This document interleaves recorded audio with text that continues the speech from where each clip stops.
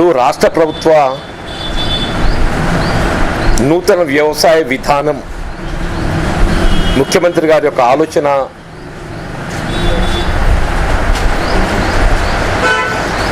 చూస్తుంటే చదివేస్తే ఉన్నమతి పోయినట్టు కనబడుతుంది.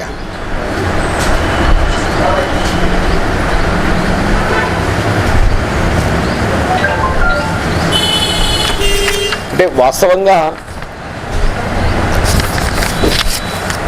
రాష్ట్రం పురోగమన దిశలో పోవాలని చెప్పని ఏదైతే మనం భావించడం జరుగుతుందో, వీళ్ళ ముఖ్యమంత్రి గారి యొక్క ఆలోచన విధానాన్ని మనం గమనిస్తే తిరోగమన విధానంగా పోతున్నట్టు కనబడుతుంది.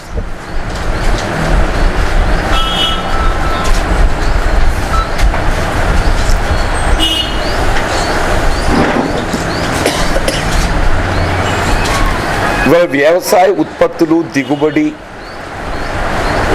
మార్కెటింగ్ విధానం ఇదంతా nation as a unit, nation as a unit, దేశం ఒక యూనిట్గా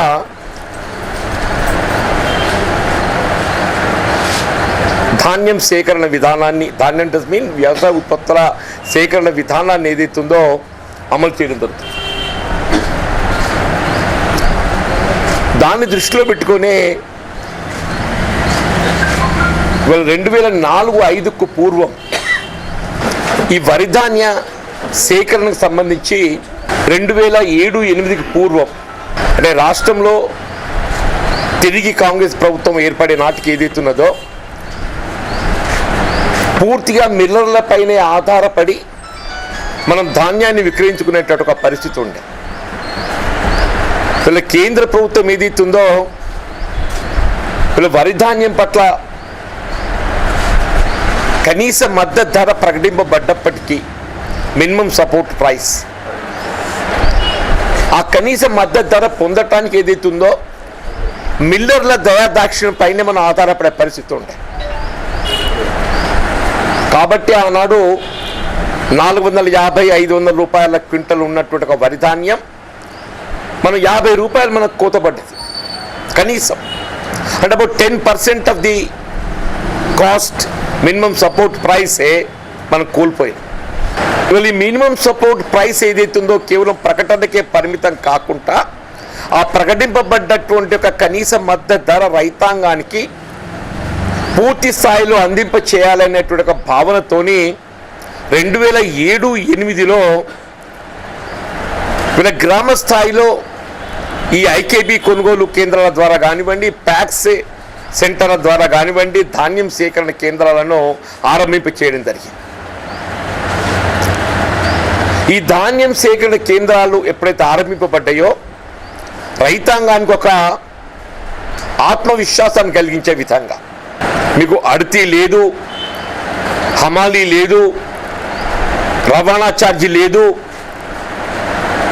ఏ విధమైనటువంటి కోతలు లేకుండా కేంద్ర ప్రభుత్వము నిర్ణయించినటువంటి ఒక కనీస మద్దతు ధర పూర్తి స్థాయి లోపల రైతాంగానికి అందింప చేయటానికి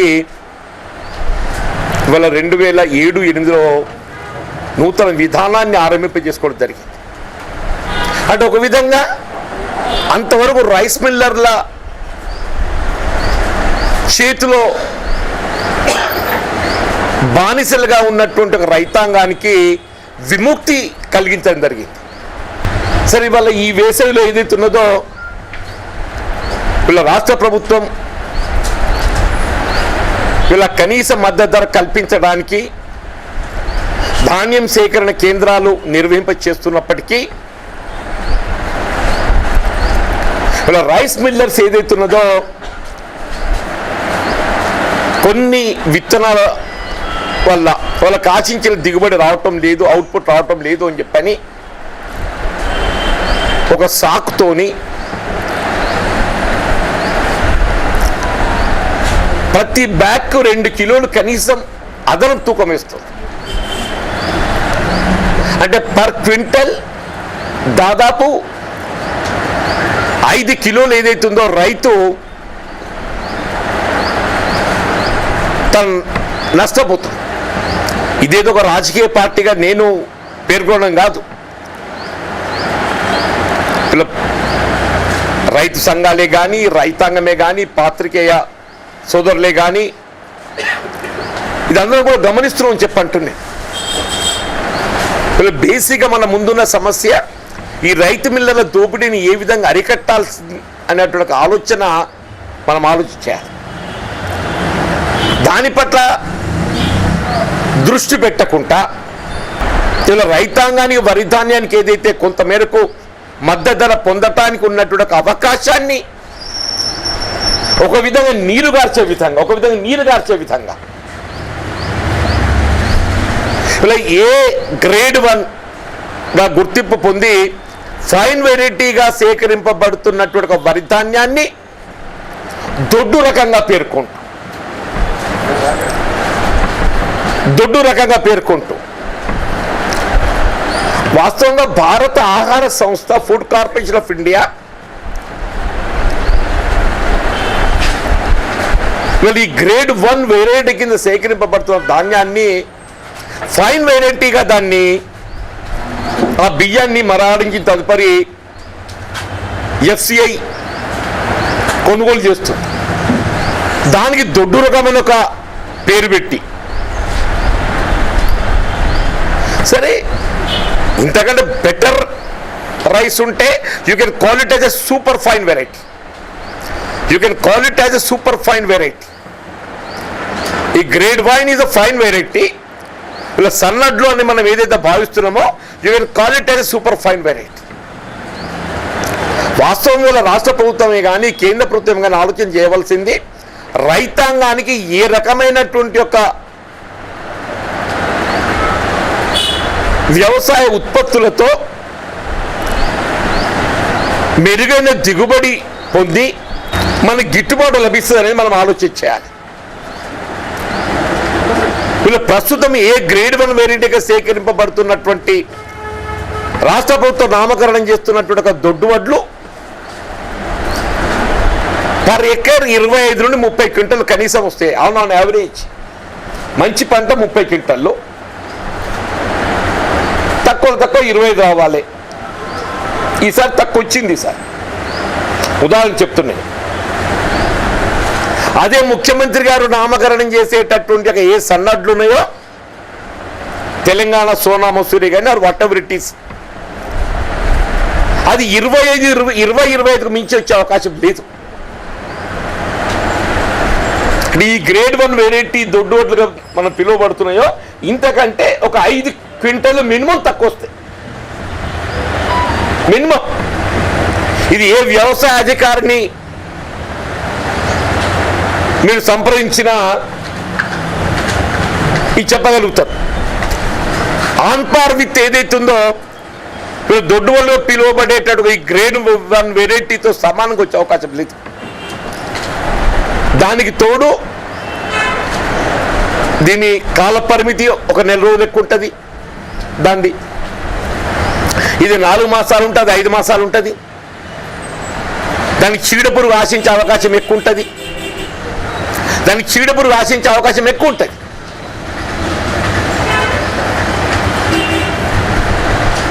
ఊస తిరగడమే కానీ మొగి పురుగే కానీ అంటే దీనికి రాదు అని చెప్పడం లేదు. దీనికంటే దానికి ఎక్కువ అవకాశం ఉంటుంది, తక్కువ దిగుబడి వస్తుంది. అంటే దీనికి దాని వ్యత్యాసం మనం 5 క్వింటల్ గట్ట భావించినట్టయితే అవునా యావరేజ్ చెప్తున్నా, నేనేం దాన్ని బూస్టప్ చేయడం లేదు. 5 క్వింటల్ అంటే పర్ ఎకర్ 10,000 రూపాయల దిగుబడి తక్కువ వస్తాయి. 10,000 రూపాయలు, ఇది 10,000 రూపాయల విలువ గల దిగుబడి ఎక్కువ వచ్చే అవకాశం ఉంది. అంటే ఈ 10,000 రూపాయలు కాంపెన్సేటరీ కావాలి అంటే ఇలా ముఖ్యమంత్రి గారి యొక్క ఆలోచన విధానానికి అనుగుణంగా ఏ సోనా మసూరి అయితే బాగుంటుందని పేర్కొంటుందో అది కనీసం 2,500 రూపాయలు క్వింటల్ ఉంటేనే కానీ అది దీంతో సమానంగా గిట్టుబాటు కాదు. ఇది వల్ల 1,835 రూపాయలు ఉన్నదే, రేపు ఇది 1,900 కావచ్చు, 2,000 టచ్ కావచ్చు, మొత్తం 1,900 క్రాస్ అవుతుంది. మన కొత్త ప్రైస్ ఇండెక్స్ వస్తుంది, రేపు మన కొత్త ప్రైస్ ఇండెక్స్ వస్తుంది. డెఫినెట్గా 100 రూపాయలు పెంచగలిగినా కానీ 1900 1950 అవుతుంది. అది ఏదైతుందో ఇలా సీఎం గారు పేర్కొనేటటువంటి ఆ సోనా మసూరి సన్న వడ్లు పేర్కొంటుందో అది మార్కెట్లో 2500 రూపాయలు క్వింటల్ రైతుకు మీరు కనీస మద్దతు ధర కల్పించగలిగినప్పుడు మాత్రమే అది రైతుకు ఇంతకంటే మెరుగ్గా ఉంటుంది తప్ప లేకుంటే కాదు. ఇవాళ ఈ గ్రేడ్ 1 వెరైటీ ఏదైతే మీరు దొడ్డు వడ్లు పేర్కొంటున్నారో దీనికి మార్కెటింగ్ పట్ల ఏదైతున్నదో ఇబ్బందులు లేవు. అది ఇంపార్టెంట్. మార్కెటింగ్ పట్ల ఇబ్బందులు లేవు. రాష్ట్ర ప్రభుత్వం వరి ధాన్యాన్ని సేకరించి దాని మిల్లుల ద్వారా ఆడించి భారత ఆహార సంస్థకు ఏదైతుందో బదిలీ చేసే అవకాశం ఉంది. నువ్వు ఎంత ధాన్యాన్ని ఉత్పత్తి చేసినా భారత ఆహార సంస్థ కొనుగోలు చేయడానికి సిద్ధంగా ఉన్నది. ఇలా పంజాబ్ రాష్ట్రం ఏదైతుందో మనకంటే అధిక శాతంలో దిగుబడి చేస్తుంది. మనకంటే అధిక శాతంలో బియ్యం ఏదైతుందో భారత ఆహార సంస్థకు సరఫరా చేస్తుంది.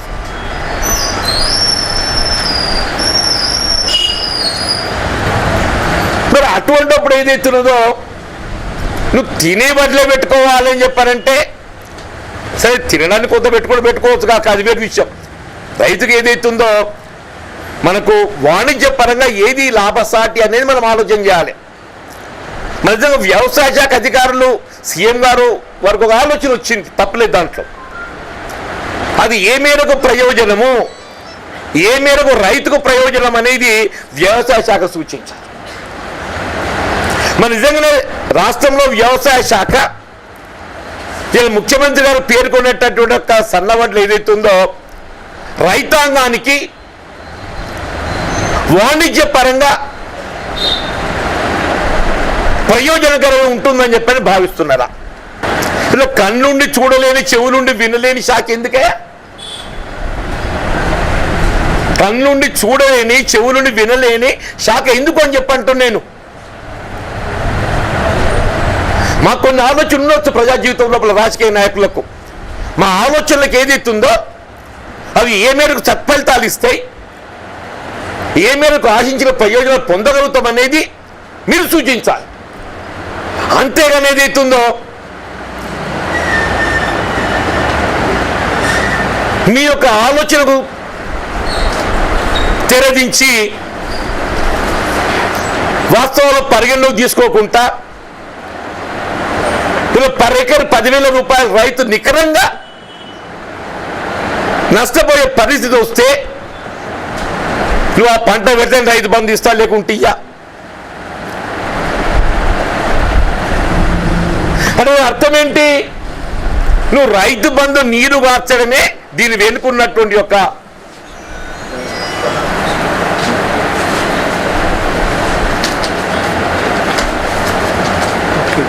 కుట్ర. అలా నువ్వు ఏదైతున్నదో ఏ విధమైనటువంటి ఆంక్షలు లేకుండా, ఏ విధమైన పరిమితులు లేకుండా రాష్ట్రంలో ఎంత సాగు విస్తీర్ణత ఉంటే అంత సాగు విస్తీర్ణతకు ఏదైతుందో నేను రైతు బంధు ప్రయోజనం సమకూరుస్తా అని చెప్పని నువ్వు రెండో పర్యాయం ఎన్నికల్లో అధికారం రావడం జరిగింది.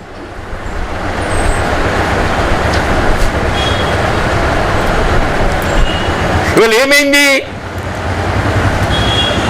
ఏ పరిమితులు లేకుంటే ఏదైతుందో పూర్తి స్థాయిలో సాగు విస్తీర్ణతకు నువ్వు ప్రయోజనం సమకూరుస్తా అన్నట్టు ఒక రైతు ప్రయోజనం, దానివల్ల పరిమితులతో 5 ఎకరాలకు కుదించిండే అంటూ నేను అప్రకటితంగా 5 ఎకరాలకు కుదించింది. అప్రకటితంగా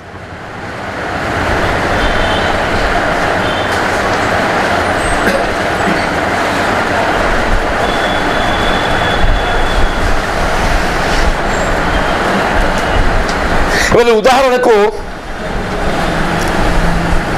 40 లక్షల ఎకరాల సాగు విస్తీర్ణత వరి సాగు అనేది ఒక ఆలోచన. అందులో సగం సన్న బెట్టు అంటుండు, సగం ఏదైతుందో గ్రేడ్ 1 దొడ్డు బెట్టు అంటుండే. అంటే ఈ సగం ఈ 20 లక్షల ఎకరాలు ఏదైతే నువ్వు గ్రేడ్ 1 వెరైటీ నువ్వు దొడ్డు వడ్లుగా నామకరణం చేసినావో అది సాగు చేసిన రైతు బంధు ఇవ్వమన్నట్టే కదా నీ ఆలోచన. నేను కేవలం నేను చెప్పినట్టు నువ్వు ఇత్తనం పెడితే నీకు ఇస్తా లేకుండా లేదు అంటున్నావు. నువ్వు నువ్వు చెప్పే ప్రకారం ఏదైతుందో నువ్వు నామకరణం చేసే సన్నబడ్లు ఏవైతున్నాయో సూపర్ ఫండ్ వెరైటీ పెడితేనే నువ్వు రైతు బంధిస్తూ లేకుంటే ఇవ్వవు. ఇవ్వడానికి ఇంతవరకు గ్రేడ్ 1 వెరైటీగా సేకరింపబడుతున్నట్టు వరి ధాన్యం ఉత్పత్తి చేస్తే రైతు బంధు ఇవ్వవు. నువ్వు మనకు 20 లక్షల ఎకరాలు ఏదైతుందో సీఎం గారి ఆలోచన ప్రకారంగా కూడా పెట్టే అవకాశం ఉన్నది. అంటే 20 లక్షలు ఇంటూ 5,000 రూపాయలు ఎంత అవుతుంది? 1000 కోట్లు. 20 లక్షలు ఇంటూ 5,000 1000 కోట్లు. రైట్ అంటే ఏంది? ఒక 1000 కోట్లు కదా నువ్వు ఎగనామా పెట్టినట్టే కదా. ఇది ఖరీఫ్ వానకాలం అంటావు ఏమంటావు నీ భాషలో. రేపు యాసంగికి వచ్చారు కదా రబీకి 40 లక్షలు ఇదే పెడతారు. అప్పుడు సన్నడ్లు పెట్టే అవకాశం లేదు. యాసంగి వచ్చారు కదా మొత్తం ఇవే పెట్టాలి కదనే. గ్రేడ్ 1 వెరైటీ ముఖ్యమంత్రి గారు చెప్పే సన్నడ్లు పెట్టే అవకాశం లేదు. 40 లక్షల ఎకరాలు 40 లక్షల ఎకరాలు అంటే 40 లక్షలు ఇంటూ 5,000 2,000 కోట్లు. 40 లక్షలు ఇంటూ 5,000 ఎంతనే? 2,000 కోట్లు. అంటే ఏంటి? నువ్వు రైతు బంధు ఏదైతే ఆర్భాటంగా దేశంలో ఎక్కడ లేని విధంగా ఏదైతుందో నేను రైతుకు అండగా నిలిచే విధంగా ఏదైతే పెట్టుబడి సమకూరుస్తున్నా చెప్పని నువ్వు పేర్కొన్నావో, ఏ రైతు బంధు నెపంతో నువ్వు రెండో పర్యాయం అధికారానికి వచ్చినవో ఇలా రైతు బంధుకు ఎగనామం పెట్టబోతున్నావు. అందులో దాని కుట్రలో భాగమే ఇవాళ ఈ నూతన వ్యవసాయ విధానం అని చెప్పి అంటున్నావు. ఆ కుట్రలో భాగమే ఈ నూతన వ్యవసాయ విధానం అని చెప్పి అంటున్నాయి. వీళ్ళ కలెక్టర్లకు టార్గెట్ అట. ఎవరు ఎన్ని ఎకరాలు ముఖ్యమంత్రి గారి సన్నడ్లు పెట్టిస్తారు అంటే ఎవరెంత రైతు బంధు పథకం మీద వెచ్చించే నిధులను సేవ్ చేస్తాడు. ఎవరెంత రైతు బంధు నెప మీద వెచ్చించగలిగే భారం అవకాశం ఉండే నిధులను మిగులు చేస్తాడు. ఆ కలెక్టర్లకు అవార్డు ఇస్తాడట. నువ్వు రైతు ప్రయోజనం గురించి మాట్లాడు, రైతుకు ఏది లాభసాటే మాట్లాడు. ఇవ్వాలంటే కూడా చెప్తున్నాను ఇదే వేదిక నుండి, నువ్వు పేర్కొనే సన్నడ్లకు 2,500 రూపాయలు క్వింటల్ ఏదైతుందో నువ్వు కొనుగోలు చేయడానికి సంసిద్ధత వ్యక్తి ప్రకటించు. రేపటికి అందరూ పెడతారు అని చెప్పంటున్నా. నువ్వు పేర్కొనే సన్నడ్లకు ఏదైతుందో క్వింటల్కు 2,500 రూపాయలు కనీస మద్దతు ధరతోని కొనుగోలు చేసే బాధ్యత రాష్ట్ర ప్రభుత్వం చేపట్టాలి. అప్పుడు ఏదైతుందో రైతుకు ఒక విశ్వాసం కలిగించడం వల్ల నువ్వు ఆ విషయం చెప్పక నా బరువు లేదు, నా బాధ్యత లేదు, మళ్ళీ మనం పట్టుకపోయి ఏం చేస్తారట? రైస్ మిల్లర్ల చేతులు పెడతారట. మళ్ళీ మనం పట్టుకపోయి ఏం చేస్తారట? రైస్ మిల్లర్ల చేతులు పెడతారట. ఇలా ముఖ్యమంత్రి గారి పేర్కొని సన్నడ్లను ఎవరు కొనాలి? కేవలం రైస్ మిల్లర్ మాత్రమే. ఎఫ్సిఐ సేకరింపజేసే అవకాశం ఉన్నా కానీ అది ఇదే గ్రేడ్ 1 వెరైటీ ధర మాత్రమే పెడుతుంది, ఎక్కువ పెట్టదు. ఎఫ్సిఐ సేకరింప చేయగలిగే అవకాశం ఉన్నా కానీ వాళ్ళు ధర ఎంత పెడతారు? ఇదే గ్రేడ్ 1 వెరైటీ ధర పెడతారు, ఎక్కువ పెట్టడానికి వీల్లేదు. అంటే ఏంటి? ఆనాడు ఉమ్మడి రాష్ట్రంలో ఏ రైతు మిల్లుల కబంధ హస్తాల నుండి, ఏ రైస్ మిల్లుల కబంధాల హస్తాల నుండి రైతాంగాన్ని విముక్తి కలిగించడం జరిగిందో ఇవాళ రైతాంగాన్ని మళ్ళీ నువ్వు తీసుకుపోయి రైస్ మిల్లర్లకు బానిసలుగా చేయాలని ఒక కుట్ర పలుతావు. రైస్ మిల్లర్ ఏజెంట్గా నువ్వు ఆలోచన చేస్తున్నావు, రైస్ మిల్లర్ ఏజెంట్గా నువ్వు ఆలోచన చేస్తున్నావు అని చెప్పంటున్నాను. మొక్కజొన్న పెట్టద్దు, మనం ఇతర రాష్ట్రాల మీదనే ఆధారపడాలి. ముఖ్యమంత్రి ఆలోచన విధానం ఏంటంటే మన పోల్ట్రీ ఫార్మర్ కూడా ఏదైతుందో ఇతర రాష్ట్రాల మీదనే ఆధారపడాలి. మరి సీఎం గారికి పక్కపట్టున్న వ్యవసాయ శాఖ అధికారులు ఏం చెప్తున్నారో నాకు తెలియదు కానీ కందులు ఒక 20 లక్షల ఎకరాలు పెట్టుకుంటుండే నేను సేకరిస్తా అని చెప్పిన సంతోషం. కానీ కందులు అది ఒకే పంట పెట్టే ఇతరం కాదు, అది అంతర్ పంట మాత్రమే పెడతాం. కందులు అది మొక్కజొన్నతో అంతర్ పంట పెడతాం. మనం మొదటి పంట మొక్కజొన్న తీసుకుంటే రెండో పంట కందులు వస్తుంది. కందులు ఏదైతే ఉందో కేవలం అంతర్ పంటగా మాత్రమే సాగు చేస్తారు దాన్ని. మొదటి పంట మొక్కజొన్న మనం పొందగలిగి రెండో పంటగా కందులు ఏదైతే ఉందో మనం తీస్తాం. నువ్వు మొక్కజొన్న పెట్టద్దు అంటే మరి ఆయన అసలు ఈ వ్యవసాయ శాఖ అట్లా పెట్టరా సార్? అది కందు అంతర్ పంట మాత్రం పెడతాం సార్, మొదటి పంట మొక్కజొన్న వస్తుంది సార్ దాన్ని చెప్పాలని చెప్పద్దే. పసుపు పెట్టండు సంతోషం, పసుపులు కూడా మొదటి పంట మొక్కజొన్ననే. మొక్కజొన్న మనకు పెట్టుబడి వస్తే కొంత మనకు ఏదైతుందో సన్నీళ్ళకు వెన్నీళ్ళు ఆసరా అయినట్టు, వెన్నీళ్ళు సన్నీళ్ళు వెన్నీళ్ళే ఆ వేడినీళ్ళ సన్నీళ్ళు ఆసరా అయినట్టు ఏదైతుందో అది మొక్కజొన్న ఉపయోగపడుతుంది. ఈ రెండు కందులు కానీ పసుపు కానీ ఈ ఏక పంట మనము విత్తనం విత్తే పంటలు కాదు ఇవి. పసుపు కానీ కందులు కానీ పెసర్లు ఏక పంట పెట్టచ్చు, పెసర్లు ఒకటే పంట పెట్టచ్చు. అనువులు పెట్టరు, మళ్ళా అనువులు కూడా కొండలు ఎత్తారు, కందులు కొండలు వేస్తారు, పసుపు మొక్కజొన్న అంతర్ పంట వేస్తారు. కాబట్టి ఏదో మొక్కజొన్న నిషేధము మీరు పెడితే నేను రైతు బంధు ఇయ్యా.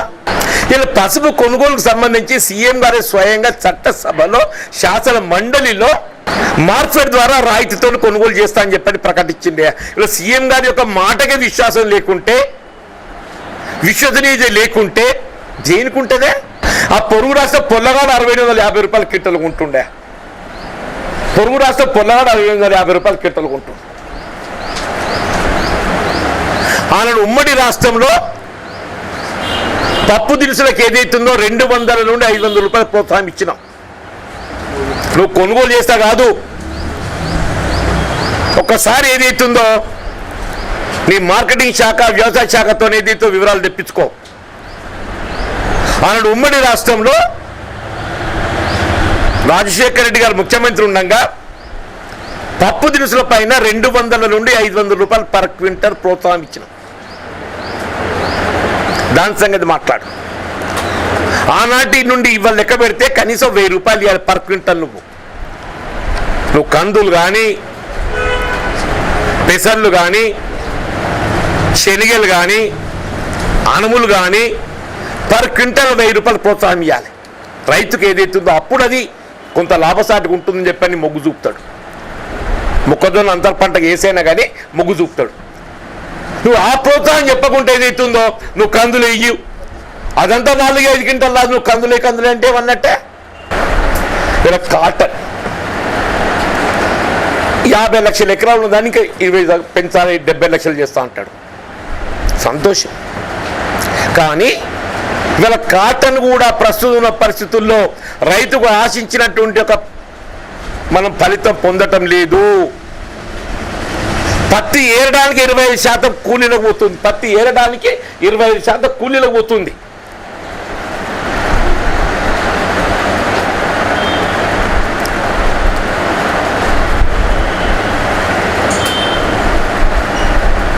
ఇలా CCI సేకరణ ధర 5,450 సంథింగ్ ఉంటే బయట మార్కెట్లో 2,000, 3,000 ఉంటుంది. ఎకరా 12 క్వింటాలు వస్తుంది అంచనా ఇస్తుండే. 10, 12, 15 మంచి పంట 15 క్వింటాలు వస్తుంది.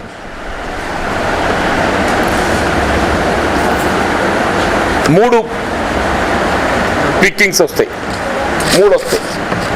మొదటి పంట మంచి పంట వస్తుంది. మొదటి పంట ఏదైతుందో ఎకరానికి 10 మంది కూలీలు అవసరం పడితే మొదటి ప్లక్కింగ్, రెండో దానికి ఏదైతే 15 మంది కావాలి, మూడో దానికి 20 మంది కావాలి.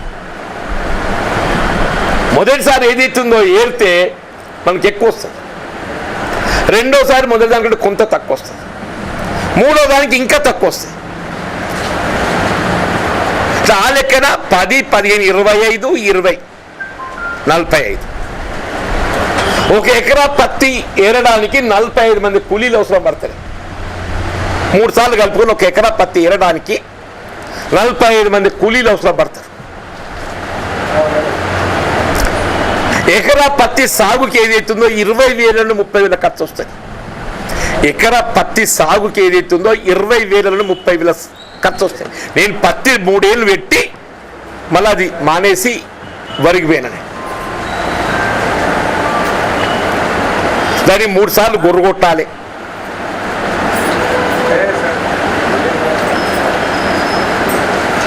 వీళ్ళు 45 మంది కూలీలు అంటే 45 ఇంటూ 300 రూపాయలు. 45 ఇంటూ 300 అంటే 43లో 12,000 13,500 13,500 రూపాయలు కూలీల భారం అవుతుంది 1 ఎకరా పత్తి మీద. నిజంగానే మీరు పత్తిని ప్రోత్సహించాలని చెప్పారంటే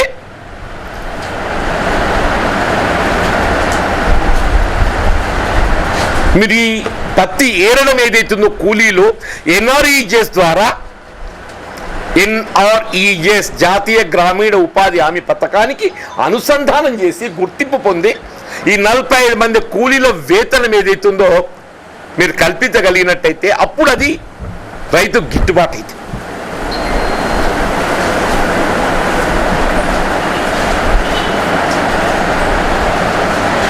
అంటే కూలీల భారం వ్యవసాయం లోపల పత్తి మీద ఉన్నంత అధిక భారం దేని మీద ఉండదే. ఇప్పుడు వరి మీద కేవలం నాట్లప్పుడు ఉంటాయి మాకు. నీ కలుపుకు మందు వచ్చింది, హార్వెస్టర్లు వచ్చినాయి. పత్తికి మాత్రం ఏదైతుందో తప్పనిసరిగా కూలీల మీదనే ఆధారపడాలి. పత్తి 40 నుండి 45-50 మంది కూలీలు కావాలంటే దాదాపు 15,000 రూపాయలు minimum on and average expenditure వస్తుంది. ఒక 40 మంది కూలీలను గిట్ట ఎన్ఆర్ఈజెస్ కింద ఇవ్వగలిగినట్టయితే పత్తి డెఫినెట్గా కొంత రైతుకు ఏదైతుందో గిట్టుబాటు అయ్యే అవకాశం ఉంటుంది. ఆ విధంగా ఆలోచన చెయ్యు. ఎక్కడికి వచ్చి నువ్వు ఏ విధంగా రైతు బంధును నీరు కాచాలి, నిలుపుదల చేయాలనేటువంటి ఏకైక ఆలోచన విధానంతో నేను చెప్పిన పంట పెడితే నీకు రైతు బంధు వస్తుంది, లేకుండా రాదు. వ్యవసాయ ఉత్పత్తుల మార్కెటింగ్కు రాష్ట్రం అనేది పరిధి కాదు, nation as a unit. Nation as a unit. ఇక్కడ ఒక ఉత్పత్తి వ్యయం ఏదైతుందో నువ్వు తక్కువ అయితే బయటకు వెళ్ళి వస్తుంది, ఇక్కడ ఎక్కువైతే బయటకు పోతుంది. ఇప్పుడు బేసిక్గా నేను చెప్పదలుచుకుంది ఏంటంటే గ్రేడ్ 1 వెరైటీ కింద సేకరింపబడిన వరి ధాన్యం మనం ఎంత ఉత్పత్తి చేసినా దాన్ని సేకరించడానికి ఎఫ్సిఐ ఏదైతుందో భారత ఆహార సంస్థ మనకు అండగా ఉన్నది.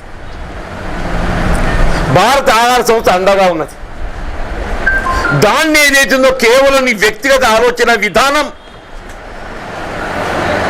రైతాంగంపై రుద్దాలనే ఒక భావనతోని నీ రైతు బంధును ఏ విధంగా నిలువరింపజేయాలనే ఒక కుట్రపూరితమైన ఆలోచన విధానంతో నువ్వు రైతును ఏదైతుందో ఇక్కట్ల పాలు చేయటం. ఆయన ఉమ్మడి రాష్ట్రంలో ఏ రైస్ మిల్లర్ల బారి నుండి విముక్తి చేయడం జరిగిందో రైతాంగాన్ని, మళ్ళీ వాళ్ళ రైతాంగాన్ని రైస్ మిల్లర్లకు ఏదైతుందో బానిసలుగా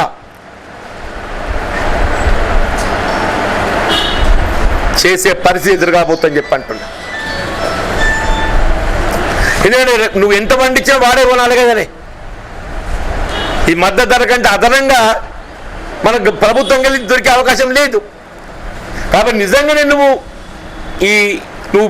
భావించే సన్నవరణ ప్రోత్సహించాలని చెప్పారంటే 2,500 రూపాయలు కనీస మద్దతు ధర రాష్ట్ర ప్రభుత్వం కల్పించే విధంగా రైతుకు నువ్వు అష్యూరెన్స్ ఇచ్చువు.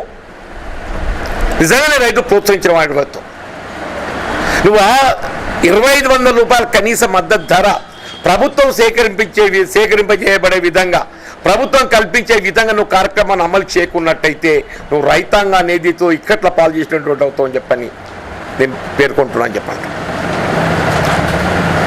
ఇలా మొక్కజొన్న ఇవాళ ఏదైతుందో ఇతర రాష్ట్రాల్లో కొంత మేరకు దిగుబడి ఎక్కువందని చెప్పి భావిస్తుండొచ్చు కాక, కానీ దాన్ని ఇవాళ పూర్తిగా నిషేధము నేను రైతు బంధు ఇయ్యని చెప్పడం భావ్యం కాదు.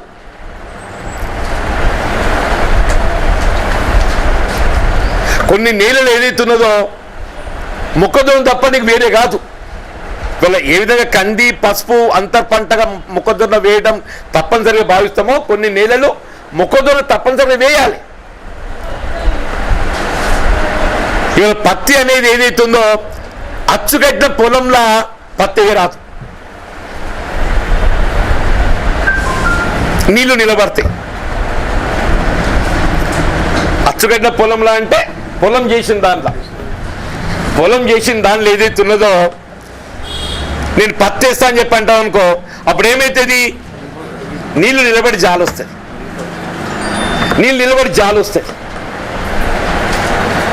ఆ అవకాశం లేదు.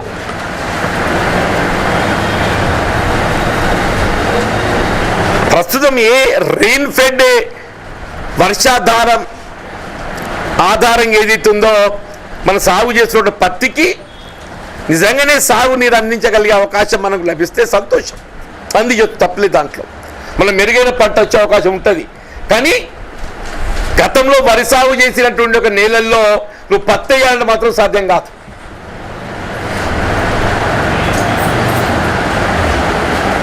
కాబట్టి నిజంగానే పత్తి రైతుకు ప్రయోజనకారిగా ఉండాలని చెప్పారంటే పత్తి ఏరటం లోపల మనం ఇన్వాల్వ్ అయ్యే కూలీలు ఎన్ఆర్ఈజిఎస్కి అనుబంధం చేసి ఎన్ఆర్ఈజిఎస్ ద్వారా ఆ కూలీలను కల్పించే ఆ భారం, ఆర్థిక భారం రైతుకు వెసులుబాటు కల్పిస్తే అది కొంత ప్రయోజనకరంగా ఉంటుంది. పసుపుకు సంబంధించి ఏదైతుందో వాస్తవంగా మొత్తం దేశంలోనే తెలంగాణ, విదర్భలో ఈ పంట వచ్చే అవకాశం ఉన్నది. మన ఉమ్మడి రాష్ట్రంలో 10,000 వరకు పసుపు ఇవాళ 4,000 లేదు. మీరు మొన్న చట్టసభలో మార్చిలో పసుపు రాయితీతో మార్కెట్ ద్వారా కొనుగోలు చేస్తా అని చెప్పని మీరు ప్రకటించింది. ఇలా సీఎం గారి ప్రకటన విశ్వసనీయత లేకుంటే దేనికి ఉంటుంది? మీరు ముందైతే ఏదైతుందో రేపు పెట్టబోయే పసుపు చెట్టు పక్కన పెట్టు, ముందు ఇవాళ రైతు దగ్గర ఉన్న పసుపును మార్కెట్ ద్వారా కనీసం ఒక 7,000 ఇవ్వవా, నాకు 10,000 పొందాలా కావాలని నాకు ఆశ ఉంది. 10,000 కాకుండా కనీసం 7,000 కల్పించి దాన్ని సేకరింప చేయాలని చెప్పని నేను ప్రభుత్వాన్ని డిమాండ్ చేస్తున్నా. అప్పుడు మాత్రమే నిజంగానే ప్రయోజనకరంగా ఉంటుంది. కానీ లేక నువ్వేదో నీ ఆర్భాటాలకు నువ్వేదో నేను ఒక నూతన ఆలోచన విధానం తెర మీద పట్టుకొస్తా అని చెప్పంటే నీ ఆ నూతన ఆలోచన విధానం రైతుకు ప్రయోజనకరంగా ఉండాలి. కానీ ఏదైతుందో అది రైతును ఇక్కట్ల పాలు చేసే విధంగా ఉండొద్దు అని చెప్పంటున్నాను.